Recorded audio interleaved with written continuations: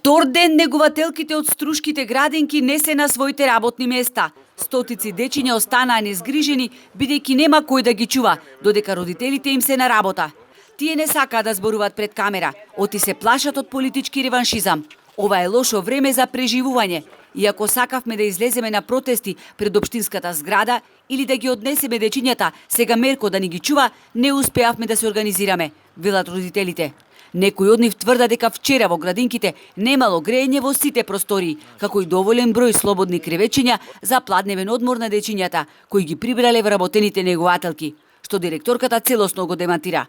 Таа не одговори на нашето прашање дали е точно дека на останатите 21 наброј кои работат со договор на дело им било ветена плата од 9 до 15.000 денари. Земиме минимална, ние ни минимална, значи 10.000 само, ни осигурани, ни ништо. Све правиме сами и одлучивме сите заедно да излегнеме за нашите права. Сега ние бараме минимална плата, да сме осигурани, ама исто така бараме и решение. Апелираме до општината и до надлежните министерства брзо да се реши проблемот, бидејќи вистински има потреба од решавање на работниот статус на времено вработените колешки. Имаме многу деца, големи групи и бездоволен кадар.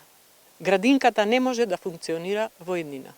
Го разбирам револтот на негователките. Незамисливо е да ја вршат најблагородната дејност за мизерна плата, без решен работен статус, вели министерот за труд и социјала Ѓоко Велковски.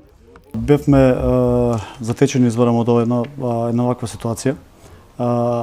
Што да очекуваме од градоначалникот што на црната листа на САД?